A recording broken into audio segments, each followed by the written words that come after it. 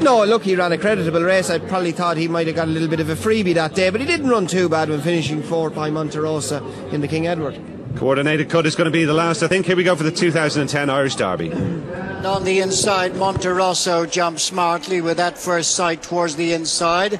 Carriglone, and now moving through in the centre is Bright Horizon. These are being followed up by Midas Touch, and tracking them on the outside is Cape Blanco.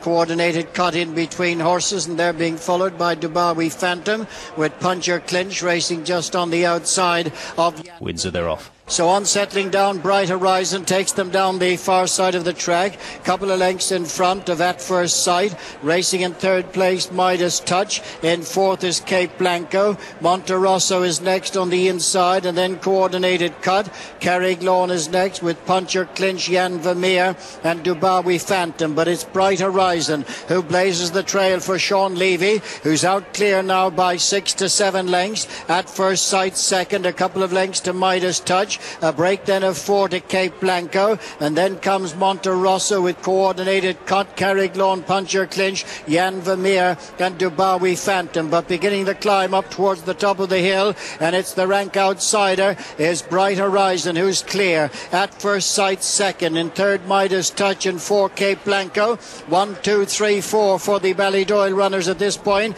as they reach the top of the hill and begin now to make the descent for the straight. And it's Bright Horizon clear. At First Sight is second, Midas Touch is third, Cape Blanco, Monterosso, Coordinated Cut, Carriglone is next with Jan Vermeer and Puncher Clinch, Dubawi Phantom now passing the 4, and Bright Horizon coming back to them slightly. At First Sight, Midas Touch improving on the outside, the 3 a couple of lengths in front of Cape Blanco, then a further break to Monterosso, and now Midas Touch has gone to the front, followed by At First Sight. Cape Blanco making ground now to charge up on the outside. Monterosso is making ground. Jan Vermeer also getting into it. Past the 2, Midas Touch, Cape Blanco, Monterosso towards the outside. Jan Vermeer making ground the inner. Now they race to the final furlong, and it's Midas Touch, pressed and headed by Cape Blanco, Johnny Murtha, Jan Vermeer, Shamey Heffernan making ground the far side, Monterosso 4, it's Cape Blanco on the near side from Midas Touch and Jan Vermeer running up towards the line. It's Cape Blanco, 5 in a row for Ballydoyle. 1, 2, 3, Midas Touch second, Jan Vermeer third, and Monterosso is fourth.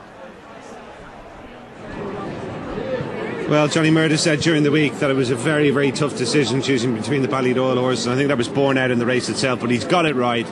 Cape Blanco has won the 2010 Dubai Duty Free Irish Derby, and he's led home a 1-2-3 for Aidan O'Brien. Midas Touch finishing second, and Jan Vermeer, who I thought briefly was going to come and claim them all, back in third. Monterosso has run well for Mark Johnston after being off the bridle early in the straight, but Cape Blanco game to the last, Kevin, and a deserving winner of what might not have been the strongest ever renewal of this race, but he's won it well. Without a shadow of a doubt, you know, fair play to Johnny. Obviously it was a big call of him to pick between these horses, and there was very little between them, as he said earlier on in the week. You know, there was a little bit of a doubt about maybe Cape Blanco getting the trip beforehand, but that's been thrown on its head because he had to dig deep, and you know, he was off a 2 down and came into a real dogfight, and he's come out on top.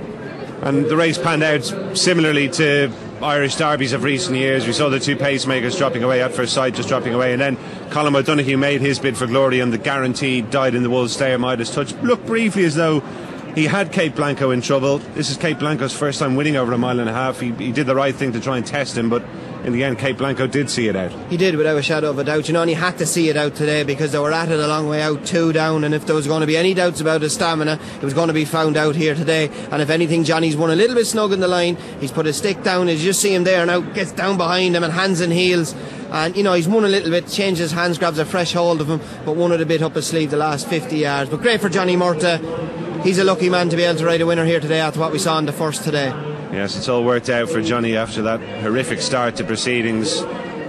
He's got the double, and as you can see, absolutely over the moon with that. And Aidan O'Brien's created a record, first trainer ever to win 5 consecutive derbies. His 8th all told, and there is the evidence of Johnny's